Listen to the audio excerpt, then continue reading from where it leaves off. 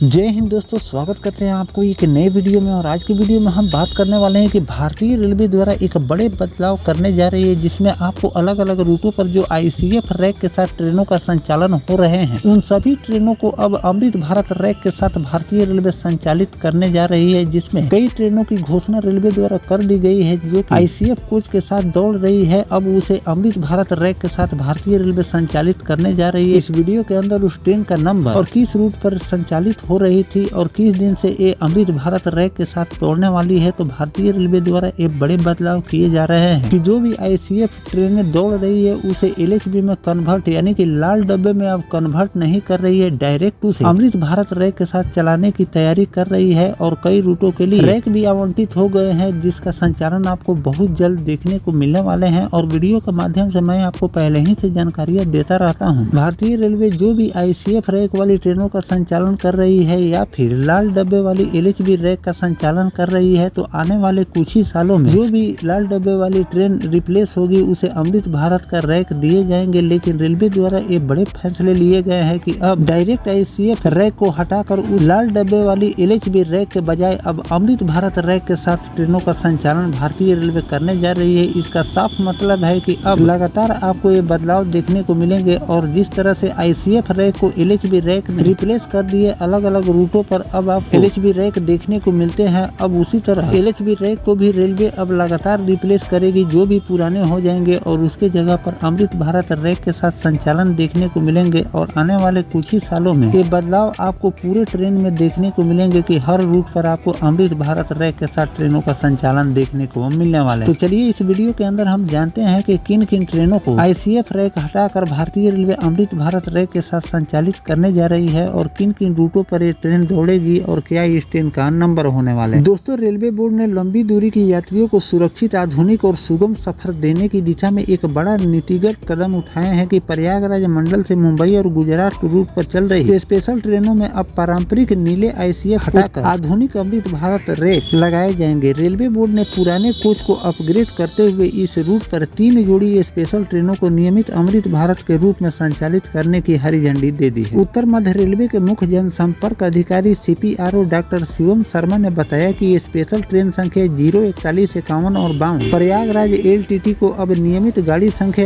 20-436 और 20-435 Prayagraj Lokmanya Tilak terminal Amrit Bharat express के रूप में चलाए जाएंगे। 20-436 प्रत्येक शुक्रवार शाम 6:10 पर प्रयागराज से रवाना होगी और रविवार शाम 3:45 पर एलटीटी पहुंचेगी। वापसी में 20-435 शनिवार शाम 5:20 पर एलटीटी से खुलेगी और रविवार को दोपहर 12:40 पर आपको प्रयागराज पहुंचाएगी। अगले स्पेशल ट्रेन की बात करें तो 041, 25 और 26 को नियमित कर अब 20-437 और 20-438 के रूप में प्रयागराज जंक्शन उधना अमृत भारत एक्सप्रेस का दर्जा दिए गए। अब ये ट्रेन 20-437 प्रत्येक सोमवार सुबह 5:20 पर प्रयागराज से रवाना होकर मंगलवार को सुबह 4:05 पर उधना यानी कि सूरत पहुंचाएगी। वापसी में 20-438 मंगलवार को सुबह 6:45 पर उधना से चलकर बुधवार सुबह 7:30 पर आपको प्रयागराज ले जाकर छोड़ दे। अगले ट्रेन की अगर हम बात करें तो 041, 15 और 16 सूबेदारगंज एलटीटी अब नियमित गाड़ी संख्या 141, 21 और 141, 22 सूबेदारगंज लोकमान्य तिलक टर्मिनल अमृत भारत एक्सप्रेस के रूप में चलने वाली है। क्योंकि इस रूट पर आईसीएफ रैक के साथ स्पेशल ट्रेनों का संचालन चल रही थी, उसके जगह पर अब आपको अमृत भारत ट्रेन का संचालन देखने को मिलने वाले हैं। 141, 21 प्रत्येक गुरुवार दोपहर 12:10 पर सूबेदारगंज से चलकर शुक्रवार रात 8:50 पर एलटीटी पहुंचेगी। वापसी में यह ट्रेन 141, 22 शुक्रवार रात 10:50 पर रवाना होकर रविवार सुबह 7:30 पर आपको सूबेदारगंज ले जाकर पहुंचाएगी। अमृत भारत रैक के चलने के बाद इन ट्रेनों के किराए में अंतर आपको देखने को मिलेगा। इसके स्लीपर कोच का किराया सामान्य मेल एक्सप्रेस ट्रेनों के स्लीपर कोच की तुलना में आपको 15 से लेकर 17% आपको अधिक देने होंगे। न्यूनतम दूरी 200 किलोमीटर तक है, जिसका बेस फेयर करीब 149 रुपए है, जबकि अन्य शुल्कों को मिलाकर यह सामान्य ट्रेनों से थोड़ा अधिक आपको किराया देने होंगे। हालांकि विशेष ट्रेनों में पहले ही सामान्य ट्रेनों से अधिक किराए होते हैं। अमृत भारत में आरसीसी की जगह पर केवल कन्फर्म टिकट वाले ही यात्रा कर सकते हैं। वरिष्ठ नागरिक और महिलाओं को प्राथमिकता के आधार पर लोअर बर्थ आवंटित किए जा सकते हैं। तो दोस्तों, इस तरह से मैंने आपको इन सभी ट्रेनों के बारे में जानकारी दे दी है कि भारतीय रेलवे द्वारा एक बड़े बदलाव किए जा रहे हैं कि अब जो भी आईसीएफ रैक के साथ ट्रेनों का संचालन स्पेशल के रूप में अलग अलग रूटों पर रेलवे द्वारा किए जा रहे हैं, जो कि कुछ ट्रेनें ICF रैक के साथ दौड़ रही है तो कुछ ट्रेनें उत्कृष्ट रैक के साथ दौड़ रही है। उसे अब डायरेक्ट अमृत भारत के रैक दिए जा रहे हैं। जैसे कि मैंने आपको इस वीडियो के अंदर जानकारी दी है कि ये सभी ट्रेन ICF रैक के साथ दौड़ रही थी और इसे डायरेक्ट अमृत भारत रैक के साथ